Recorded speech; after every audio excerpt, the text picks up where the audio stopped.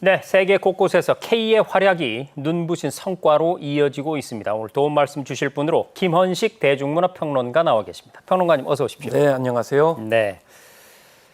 여러분 이제 세계인들은 K-팝을 따라 부르면서 웃고 K-드라마를 보면서 눈물을 흘립니다. 한류, 이른바 K의 물결은 문화를 넘어서서 이제 방산, 조선, 원전같이 산업의 전 영역으로까지 확산되고 있는데요. 평론가님, 이 K라는 수식어 언제부터 이렇게 두루 쓰이게 됐죠? 네, K를 강조하기 전에는 이제 한류라는 현상, 네. 명사형을 많이 썼었는데요. 한류 현상은 이제 1990년대 후반부터 주로 아시아에서 우리나라 콘텐츠에 대한 인기가 있으면서 쓰기 시작했고, 네. 2010년대 들어서면서 이제 영미권을 중심으로 유럽과 북미에서 크게 우리 콘텐츠와 스타일이 인기 있다 보니까 K-팝, K-콘텐츠 이런 단어를 쓰게 되면서 K가 확산이 됐던 그런 측면이 있겠습니다. 무엇보다도 이제 90년대 후반부터 이렇게 시작이 됐습니다만 처음에 대중문화에서 시작했지만 지금은 산업적인 어떤 정체성, 브랜드를 상징하는 그런 단어가 됐는데요. 방탄소년단 리더 RM에게 영국의 언론인이 물어봤습니다. 이 K라는 수식어가 지겹지 않냐 이렇게 물어보니까 이 방탄소년단 리더 RM이 정확하게 얘기했습니다. 그건 프리미엄 라벨이다. 그리고 우리 선대가 싸워서 쟁취하려고 노력했던 품질 보증과 같은 것이다 이랬는데 이걸 좀 설명을 드리면은 우리나라는 사실 외국을 침략해 본 적이 없고 오히려 그렇습니다. 식민 지배를 당하고 네. 또 전쟁에 침략을 당했었죠. 그런 상황에서 굉장히 어려웠지만 그걸 다 극복을 하고 이렇게 세계적인 국가가 됐거든요.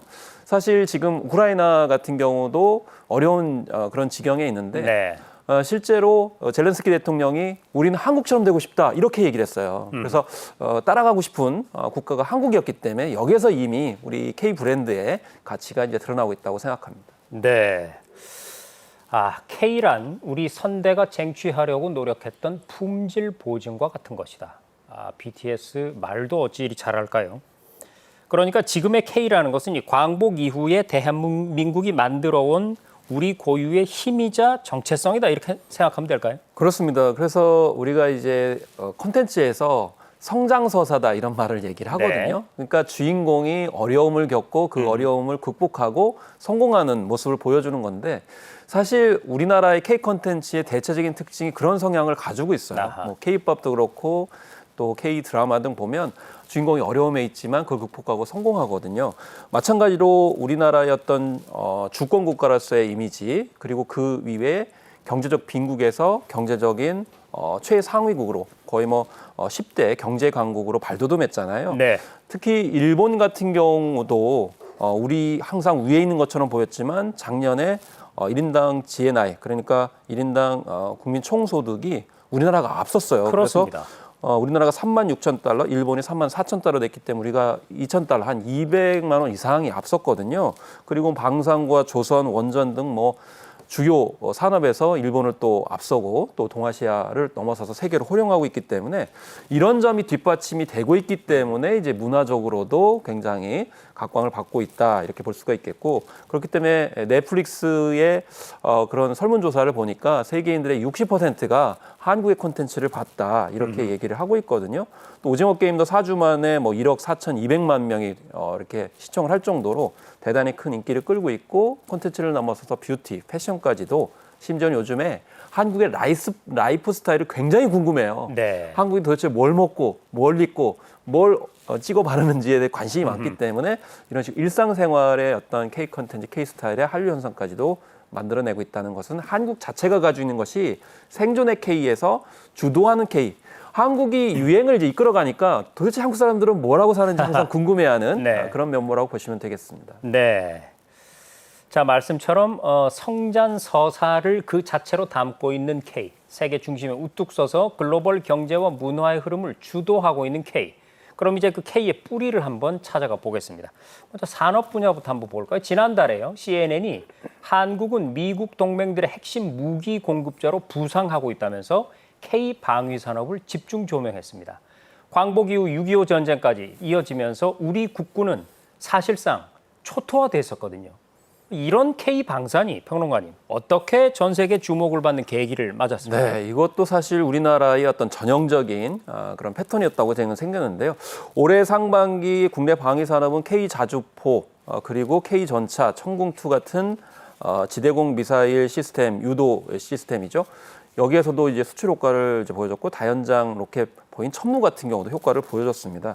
특히나 현대로템 같은 경우 폴란드에 65억 달러, 그러니까 8조 8천억 원이라는 대단한 그러니까 개별 방산 수출 계약으로는 최고 사상 최대치를 기록을 했고 한화 에어로스페이스 같은 경우도 중동 동유럽 지역에 프로젝트를 잇따라 수주를 하고 있는데 이렇게 10위권의 무기 수출국이 됐고 또 우리 정부가 지금 4대 방산 강국을 표방하고 있기 때문에 이것도 가능하다라는 얘기까지 나오거든요. 근데 처음 시작은 사실 생존에 몰렸던 그런 상황이었습니다. 언급하신 대로 1960년대만 해도 우리나라는 원조를 받는 국가였었잖아요. 그러다가 1970년에 제일 중요했던 게 역시 연구소입니다. 국방과학연구소를 만들어가지고 이때부터 본격적으로 연구를 시켰는데 처음에 이제 수출했던 건 1975년에 소총용 탄약이었어요. 아하. 그러다가 93년에 일어서서야 바로 장갑차, 박격포 차를 이제 말레이시아에 수출을 했는데 본격적으로 발돋움한 건 바로 K9 자주포입니다. 이게 2001년에 튀르키예의 우리의 우방 국가이기도 하죠. 여기 형제 국가로서 이제 수출을 하게 되면서 사실 이 K9 자주포 같은 경우는 단순히 전차만 자주포만 수출한 것이 아니고 이게 탄약도 이제 수출해야 되고 그다음에 예비 부품이라든지 그러다 보니까 군수 지원 시스템 그리고 여기 나중에 교육도 시켜가지고 인력을 육성해야 되잖아요. 이런 생산 라인을 다 이제 구축하기 시작을 했다는 거죠. 그러다가 이제 2023년에는 그 전에 2022년까지 4개국에 수출했었는데 이제는 12개 국가에 수출하는 정말 대단한 국가가 됐는데 여기에 이제 자주포나 전차뿐만이 아니고 함정도 수출하고 또 경공급기도 수출을 하고 또 대공체계까지 수출을 하니까 이제는 결국에는 우리 한반도 분단으로 인해서 생존 차원에서 방산을 했어야 되는데 이제는 세계 평화에 기여를 하고 있고 우리 측면에서는 이제 경제 수익까지도 매출까지도 크게 기여를 하고 있는 산업으로 육성을 한 거죠. 그렇습니다. 전 세계를 호령하는 K방산의 시조세는 소총용 탄약이었군요. 또 새롭게 배웠습니다. 자, 지난해 우리나라는요 26조 원 규모의 체코 원전을 수주했죠. 뭐 그 이후에도 경쟁국의 트집이 이어지면서 잡음이 끊이질 않았는데 체코 원전 드디어 이달 초에 착수식이 열렸습니다. 이로써 한국형 원전은 유럽 시장에 첫 발을 내딛게 됐는데 자, 평론가님, 오늘의 이 K 원전을 만든 시작점은 또 언제였습니까? 네, 그래서 앞서도 말씀하신 대로 이 체코 두코바니 같은 경우에는 이게 유럽 시장에 한국형 원자로를 수출한 굉장히 중요한 그런 사건이다 이렇게 볼 수가 있는데 처음의 시작점은 이제 이승만 대통령 시절로 돌아갑니다. 1956년에 사실 우리는 냉전지가 굉장히 부족했거든요. 그런데 미국에서 어떤 제안을 하냐면 지금 인력을 키우면 20년 뒤에 원자력 발전이 될 것이다 라는 이제 조언을 받아요. 그래서 인재 차원의 어떤 유학 정책들을 많이 합니다. 그래서 그 당시에는 1인당 GDP 80달러에 75배에 달하는 유학비용이 들었지만 이승만 대통령이 전폭적으로 인력을 이제 유학을 시키게 됩니다. 그렇지만 인력만으로는 되지 않으니까 결국 이제 노하우가 필요하다라고 해가지고 직접 운영해본 노하우가 필요하다는 차원에서 고리 1호기가 1971년에 착공이 돼가지고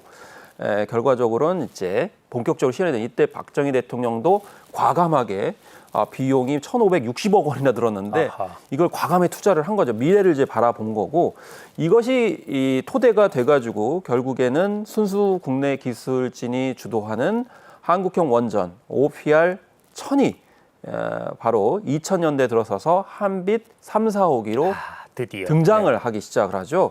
그러다가 2009년에 한국형 원전의 발전단 단계인 APR 1400을 4기를 최초로 수출하게 되면서 이때부터 우리도 원전을 수출하게 되는 그런 국가로 됐는데 사실 원전 수출 같은 경우는 이게 가볍게 생각할 만한 이게 전 세계 몇 나라가 안 된다면서요? 설계부터 가동까지 전 과정을 할 수 있는 국가는 6개 국가밖에 안 되기 때문에 그 프랑스, 미국, 캐나다 등과 굉장히 그 동등한 입장에서 지금 우리가 원전 수출을 하고 있다. 그래서 50년 전까지만 해도 사실 인력조차 없었던 우리가 이렇게 원전을 처음부터 끝까지 전 프로세스를 수출할 수 있는 그런 국가가 됐다는 점이 대단하죠. 네, 얘기를 할수록 어깨가 으쓱해지는데 어쨌든 K 원전의 원동력은 인재 양성이었군요. 다음 얘기로 넘어가 보겠습니다. 한미 관세 협상의 핵심 화두는 쇠퇴한 미국 조선업을 K조선의 기술력으로 되살리겠다. 이른바 마스카 프로젝트였습니다. 미국의 조선업을 다시 위대하게. 이 매사에 강경한 기조였던 트럼프 대통령도 조선협력 앞에서는 늘 먼저 손을 내밀었는데요. 자, 평론가님, K조선이 세계 주목을 처음 받게 된 게 언제였습니까? 사실 우리나라의 해군이 똑같이 광복과 함께 창설이 됐습니다. 그래서 네. 처음부터 이제 굉장히 중요하게 출발을 했지만 그 출발 당시에는 우리가 함정을 만들 수는 없죠. 그래서 그렇죠. 1949년에 미국의 초계함을 얻어가지고 사용하는 그런 상황이었어요. 그런 상황이었지만 지금 뭐 미국 조선을 살려야 되는 그렇죠. 그런 입장이 됐기 때문에 참 가불이 각세지감이라고 바뀌었죠. 네. 느낌이 이제 있습니다. 근데 처음에는 사실 우리는 수출이 1967년에 바지선 30척을 베트남에 수출하는 정도였고 그다음에 어선, 그러니까 1969년에 어선을 한 20척을 대만에 수출하는. 네. 그러니까 어선이라든지 바지선은 이제 소형이거든요. 그렇죠. 그러면 우리가 좀 규모를 키우려면 대형 선박을 이제 해야 되는데 그렇지만 1970년대 초에 현대 정주영 회장이 여기에 이제 관심을 가졌을 때는 투자금이 없잖아요. 네. 그래서 해외 투자를 받아야 되는데 믿지 못하는 거예요. 아니 한국이 어떻게 뭐 대형 선박을 그렇죠. 해본 적도 없는데. 건조하겠느냐. 네. 그랬더니 이때 이 정주영 회장이 당시에 이제 지폐를 꺼내가지고 거북선이 새겨진 지폐를 딱 보여주면서 우리가 1500년대에 이미 거북선이라고 철갑선을 건조한 그런 조상들의 슬기가 있다. 우리는 영국보다 300년이 더 앞섰다라고 네. 하니까 해외에서 투자를 받았거든요. 그래서 사실 우리나라 조선 강국이 이루어진 건 이순신 장군의 그러네요. 거북선부터 시작됐다 이렇게 네. 볼 수 있는 거고 그런 것이 신뢰, 믿음 혹은 기술이 협력이 되면서 지금 LNG 운반선이 세계의 78% 장악하고 있거든요. 근데 LNG 운반선은 중요한 게 뭐냐면 친환경적이어야 돼요. 지금 네. 탄소 중립, 그렇죠. 탈탄소 트렌드가 있기 때문에 지금 친환경적인 LNG선 때문에 중국의 저가 오염을 시키는 그런 선박들을 물리치고 지금 현재 K조선을 이끌고 있는 거죠. 네, 이순신 장군님 감사합니다. 이제 산업에서 문화로 얘기를 좀 넘어가 보겠습니다. 올해 K컬처는요, 더 다양한 분야에서 그 저력을 발휘하고 있죠. 문득 백범 김구 선생의 말이 떠오릅니다. 오직 한없이 가지고 싶은 건 높은 문화의 힘이다. 평론가님 올해 어떻게 보셨습니까? 네, 그래서 올해 정말 으쓱으쓱하다 이런 생각이 들고요. 오징어 게임도 있었고 또 지금 K-팝 데몬 헌터스라고 하는 네. K-팝을 다룬 애니메이션조차도 크게 인기를 끌게 되면서 뭐 어깨에 자연스럽게 힘이 들어간다 생각이 드는데 그래서 우리의 부력은 우리의 생활을 풍족할 만하고 또 우리의 강력은 남의 침략을 막을 만하면 족하다 이렇게 말씀하셨고 네. 마지막에 높은 문화의 힘을 갖고 싶다 이렇게 말씀하셨는데 그런 말씀을 하셨기 때문에 사실은 K 콘텐츠 만드는 사람들도 자부심을 갖고 계속 매진한 게 아닌가 이렇게 생각이 듭니다. 특히나 80년 전에 상상할 수 없었던 일들을 지금 꿈을 펼쳐내고 있고 무엇보다 좀 인상적인 것은 전 세계 젊은이들이 한국을 바라보고 있는 거예요. 네. 그리고 한국에서 나온 음악, 영화, 드라마, 패션 이런 것을 따라하고 또 자기의 동반자로 생각을 하고 있다는 점 그리고 뭐 블랙핑크도 잘 보여주고 있습니다만 예전에는 우리가 해외에는 어떤 트렌드가 있어라고 이제 쫓아가기 바빴거든요. 그렇죠. 지금은 한국이 유행과 주도하고 트렌드를 주도하고 있다. 이런 점이 좀 의미가 있겠습니다. 네, 그러면 이제 문화 분야 하나씩 들어가 보겠습니다. 높은 문화의 힘, 대한민국 문화의 힘을 대표적으로 보여주는 게 K-팝이 아닐까 한데요. K-팝은 8년 연속으로 한류 콘텐츠 가운데서 가장 높은 선호도를 기록하고 있기도 한데요. 세계적인 K-팝 열풍. 그런데 그 시작점은 상당히 오래 전이었다고요? 상당히 오래전인데 지금 아까 말씀드린 K-팝 데몬 헌터스의 걸그룹 헌트릭스와 맞물리는 네. 그리고 그것을 토대로 해가지고 마련했는데 그 주인공이 바로 김 시스터즈라고 볼 수가 있겠습니다. 김 그러니까 시스터즈. 최초의 걸그룹이라고 볼 수 있는데 네. 1953년에 데뷔를 해가지고요. 59년에 미국에 진출을 했습니다. 이때 당시 엘비스 프레슬리라든지 비틀즈 등이 출연했던 MBC의 에드 설리반 쇼에 이제 지금 출연을 화면에 나오고 있는 저 장면이죠. 했거든요. 그런데 20여 회나 이제 출연하는 대기록을 세웠고요. 또 동양에서 온 마녀들이라는 애칭으로 대대적으로 언론이 이제 보도를 했습니다. 중요한 거는 이때 지금의 K-팝처럼 노래도 부르고 춤도 부르고 또 퍼포먼스도 하는 그렇기 때문에 이미 김 시스터즈 때부터 우리 걸그룹 K-팝 데몬 헌터스의 그런 헌트릭스 모습이 이제 등장을 원조가 했다라는 바로 것이죠. 저기 있었군요. 네, 그래서 어느 날 갑자기 이루어진 게 아니고 뿌리가 그렇게 시작이 됐다라는 것이고요. 그리고 이제 1990년대 말쯤에 H.O.T가 중국 베이징에서 공연하면서 이때 한류라는 명사형이 이제 본격적으로 쓰기 시작을 그렇군요. 합니다. 그리고 나서 이제 2010년대 이루어지게 되면서 우리가 동방신기, 신화, 슈퍼주니어, 그리고 그 뒤에 소녀시대, 엑소 뭐 이렇게 이제 쭉쭉쭉 계속 흘러왔던 그런 측면들이 있고 그 뒤에 BTS와 블랙핑크가 전 세계적으로 순위를 받는데 사실 방탄소년단 같은 경우는 솔로와 완전체가 6번이나 네. 핫백 1위를 차지했기 때문에 그런 점들 충분히 그 원조 김시저스에서 찾을 수가 있겠습니다. 네, 김시스터즈라는 이름 명예롭게 기억해 놓을 필요가 있겠습니다. 1990년대 시작된 한류의 물결, 그 양대 축으로 꼽히는 것이 한쪽이 K-팝이라면 한쪽이 K-드라마죠. 이 K-드라마의 경우는 이제 OTT 시리즈까지 영역을 넓혀가고 있는데요. 최초의 한류 드라마라고 꼽을 수 있는 작품들이 어떤 게 있을까요? 네, 사실 최초의 한류 드라마라고 하면 1997년에 이제 중국의 베이징 CCTV에서 이제 방송이 됐던 사랑이 뭐길래였습니다. 대발이 김수현이 네, 그렇습니다. 작가의 작품이고 대발이 하려 씨가 이제 출연했던 작품인데요. 이때 당시는 사실은 이제 공식적인 시청률이 잡히지 않았기 때문에 이제 시청률이 좀 약간 엇갈리고 있는 그런 상황이고 네. 뭐 잠정적으로 한 1억 명 이상이 봤을 것이다 이렇게 얘기를 하기도 합니다. 특히나 이제 가족을 동아시아에서 굉장히 강조를 하잖아요. 그렇죠. 그러다 보니까 가부장적인 이순재 씨의 연기가 뭐 비판과 질타도 받긴 했습니다만 하지만 참 코믹하고 재밌었죠. 코믹하고 재밌었던 그런 측면이 있습니다. 그리고 나서 이제 젊은이들 사이에서 폭발적으로 인기를 끌었던 것이 바로 별은 내 가슴에죠. 네, 최근에 이재명 대통령이 베트남 공산당 서기장을 국빈으로 맞아서 열린 만찬에서 안재욱 씨가 왔었죠. 같이 참여를 네. 했었는데 바로 별은 내 가슴 때문에 이런 현상이 벌어졌습니다.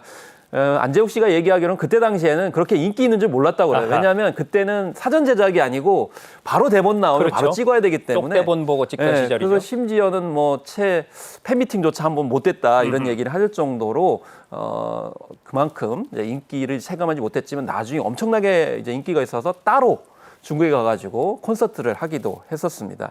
이때 이제 최진실 씨도 같이 이제 활동을 했었고 그러다가 이제 동아시아권에 머물 줄만 알았더니 2000년 초반에는 바로 일본에서 겨울 연가가 엄청나게 인기를 끌었죠. 사실 우리가 이제 그때 당시만 해도 일본 하면은 콘텐츠가 앞서다갔다고 생각을 했기 그렇죠. 때문에 일본에서 큰 인기를 끄니까 이때 남성분들의 인식도 많이 달라졌어요. 왜냐하면 그전에는 여성분들만 보는 드라마라고 생각했었는데 일본의 반응이 네. 있으니까 그때부터는 드라마 많이 본다고 이렇게 좀 뭐라고 하는 것이 많이 사라졌거든요. 네.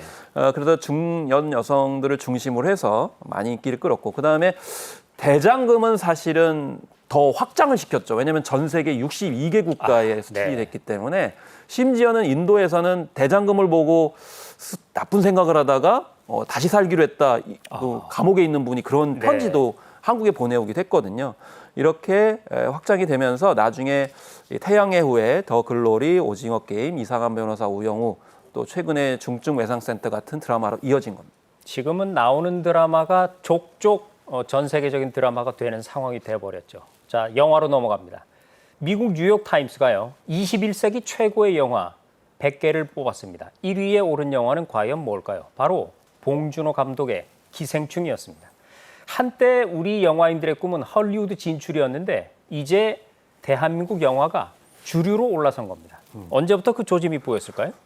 사실 봉준호 감독 같은 경우에는 1990년대부터 사실은 활약을 했던 뭔가 그 기여를 할 만한 대단한 감독인 것처럼 보여졌거든요. 네. 아까 이제 말씀하셨습니다만 이제 최근에 발표했던 조사 같은 경우는 전문가들이 100대 영화 중에 1위로 기생충을 꼽았고 시청자들, 관객들도 1위로 꼽았어요. 그렇기 때문에 각별한 의미가 있었는데요. 석권을 했다고 봐요. 네.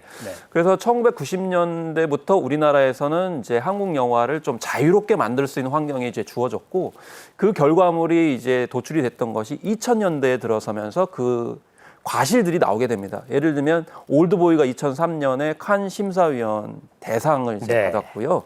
그리고 살인의 추억이 2003년에 또 공전의 히트를 치면서 해외 이제 국제영화제 초청이 되기 시작했고 또 친절한 금자씨 같은 경우에도 해외에서 수상을 하기 시작을 합니다. 그리고 대중적인 작품도 눈길을 끌기 시작하는데 2000년대는 정말 다양한 작품들이 많았습니다. 코미디, 로맨스, 뭐 SF, 또 장르물까지 다양했거든요. 예를 들면 10월에 같은 경우는 2000년에 나왔는데 대만, 홍콩, 일본에서 흥행을 했습니다만 이게 미국에까지도 판권이 수출되면서 레이크 하우스라고 하는 작품으로 여기에 리메이크 됐죠. 리메이크 됐는데 주인공이 누구였느냐? 키아누 리브스하고 샌드라 블럭이었거든요. 그렇습니다. 대단한 배우들이 또 출연을 했었고요. 또 엽기적인 그녀 같은 경우도 엄청나게 인기가 많았었습니다. 이게 로맨틱 코미디 무려가지고 또 감동도 있었어요. 나중에 네. 그 사연이 있었고 또 결말은 해피엔딩이었기 때문에 더 화제가 많이 됐는데 중국이나 일본, 미국 등지에서 또 리메이크가 돼서 이때는 정말 다양한 영화도 나왔고 한려현상도 일으켰고 심지어 리메이크까지도 많이 하는 그런 면모를 이때부터 한국 영화가 보여줬다고 볼 수 있겠습니다. 그렇습니다. 이렇게 K-팝과 K-영화, K-드라마가 인기가 있다 보니까 세계인들은 한국 사람들은 도대체 뭘 먹나, 무얼 마시나, 무얼 입나, 그리고 무얼 바르나 여기에 관심이 많아졌거든요. K-뷰티의 돌풍이 예고된 것이죠. 트럼프 대통령의 손녀죠. 카이 트럼프부터 불닭볶음면 전도사로 유명한 힙합 가수 카디비까지 이 셀럽들의 컨텐츠를 보면 연일 한국 화장품이 등장을 하고 있습니다. K-뷰티의 비상은 언제부터였나요? 네, 사실 제가 어렸을 때만 해도 이제 텔레비전 보면 화장품 광고를 보면 되게 프랑스산 그렇습니다. 그런 화장품들이 네. 많이 했어요. 에펠탑 이렇게 보여주면서. 그렇죠. 그런데 최근에는 미국과 일본에서 프랑스산 그런 브랜드를 다 물리치고 우리나라 K 화장품들이 1위를 차지하는 그런 현상들이 벌어지고 있습니다. 미국에서는 기초 화장품이 굉장히 인기가 많고요. 일본에서도 색조 화장품이 굉장히 큰 인기가 많은데 네. 사실 그 뿌리를 찾아가게 되면 1950년대에서 60년대의 정부 산업 육성 정책으로 국내 기업들이 자기 브랜드를 만들기 시작을 했다 이렇게 볼 수가 있겠습니다. 1945년에 만들어진 태평양 화장품, 지금의 바로 아모레퍼시픽입니다. 네. 중국에서는 자기들 기업이라고 생각할 정도로 굉장히 친근하게 여겨지고 있는데요. 무엇보다 중요한 건 전통 한방 화장품하고 현대 과학을 융합을 시켜서 큰 의미 그리고 K-뷰티의 기반을 마련했고 그리고 1980년대 들어서면서 이제 프랑스 화장품 브랜드들이 한국에다가 아웃소싱을 주게 되면서 오히려 이제 신뢰 관계를 쌓기 시작을 했다. 그리고 생산 기반과 또 이제 기술 수준을 높이기 시작을 했다는 거고요. 또 1960년에 설립했던 한방 화장품 연구를 바탕으로 특히 K-뷰티의 선두주자에 서는 것이 바로 설화수죠. 네. 그래서 에센스 시장에 정말 빼놓을 수 없던 품목인데 97년 수출 이후에 누적 매출액이 3조 원, 누적 판매액도 3,500만 병 이상 이렇게 수출하고 있고 이걸 비유하자면 10초에 한 병씩 판매가 되고 있다. 많은 겁니다. 그게 네. 북미에서도 리테일 시장에서 엄청나게 존재감을 형성하고 있고 또 해외에서 K-뷰티 하면은 확 각인이 됐던 것이 뭐냐면 비비크림이었습니다. 맞습니다. 네. 본격적인 거의 뭐 선전포고를 했다라고 해도 과언이 아닌데요. 그리고 해외에서 인기가 있다 보니까 한류 관광객들이 한국에 와가지고 반드시 먼저 샀던 것이 비비크림. 그래서 명동시장에서 엄청나게 시간 없을 땐 이것만 바르면 된다. 그래서 한 번에 다 해결을 할 수 있다라고 그렇습니다. 하는 거고 그래서 미국 같은 경우도 2014년에 1억 6천만 달러 시장 규모로 키운 것이 바로 이 비비크림이었다 이렇게 보시면 되겠고 쿠션 파운데이션 같은 경우에도 혁명이었죠. 2008년에 아모레퍼시픽이 에어쿠션을 처음 선을 보였었는데 이게 뭐냐라고 했는데 나중에 다 따라하는 그런 현상까지 보여줬고 일단 마스크팩이라든지 립 틴트, 스킨케어 또 저자극성, 약산성 클렌저 같은 경우도 피부에 건강에 너무 좋다라고 해서 더욱더 의미가 또 가치가 있었습니다. 네, K-뷰티가 전 세계인을 멋지게 아름답게 만들어가고 있는 것 같고요. 올해는 특히 K-문학과 K-뮤지컬에서도 반가운 수상 소식이 이어졌습니다. 평론가님, 앞으로 글로벌 무대에서 더욱 주목할 만한 K 콘텐츠 어떤 분야일까요? 네, 그렇습니다. 그래서 한강 작가가 뭐 사실 아시아 최초로 노벨문학상 받았고요. 저는 또 요즘에 김혜순 시인이 국제문학상을 굉장히 많이 받고 계세요. 그래서 조만간 시인으로서 또 노벨문학상에 도전할 수 있지 않을까 생각이 들고 또 최근에 토니상을 어쩌면 해피엔딩이 6관왕을 차지했습니다. 그렇기 때문에 뮤지컬계에서도 좀 더 많은 활약과 이제 수상이 있을 거라고 생각이 들고요. 그리고 요즘에 그림 한류도 있습니다. 아하. 볼로냐 라가치상 이런 굉장히 큰 상들이거든요. 그림책. 네. 네.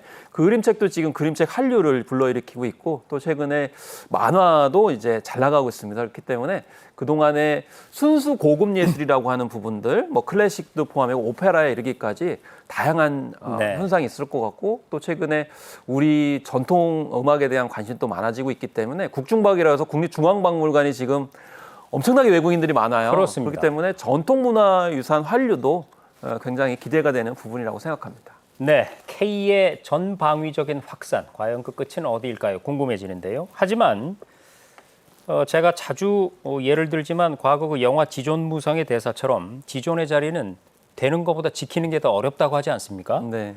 이 외연의 확장만큼 앞으로 이 K 시리즈의 내실을 다지는 게 중요할 텐데 어떤 노력이 필요할까요? 일단 지금대로 꾸준히 이제 기조를 유지하는 게 중요할 것 같습니다. 일단 세계인들이 관심 있는 것에 대해서 발빠르게 정보를 수집하고 특장점을 조합을 해서 융합적으로 상품과 서비스를 나타내는 것이 지금 K 컨텐츠, K 스타일의 어떤 본질적인 측면이거든요. 네. K-팝도 마찬가지로 전 세계 젊은이들이 원하는 음악 장르를 잘 연구를 하고 그거를 고퀄리티로 만들었기 때문에 이제 가능한 겁니다. 그렇기 때문에 정부는 어떤 기초적인 어떤 환경들, SOC들을 좀 제공해주고 또 기업들은 발빠르게 창의력 있는 컨텐츠를 만들어내는데 이제 진력하게 되면 그래서 민관이 같이 협력하는 형태로 이렇게 계속 이끌어간다는 측면에서 브랜드 가치 유지가 가능할 거라고 저는 생각을 합니다. 네, 민간이 창의력을 발휘하고 정부는 적극적으로 뒤에서 지원하고 네, 광복으로 K라는 이름을 되찾은 지 꼭 80년이 흘렀습니다. 어느덧 세계 중심에 당당히 자리한 K, 그 수식어에 걸맞은 신뢰와 내실 다져나가야겠습니다. 도움 말씀 주신 김헌식 문화평론가님 고맙습니다. 네, 감사합니다. 네.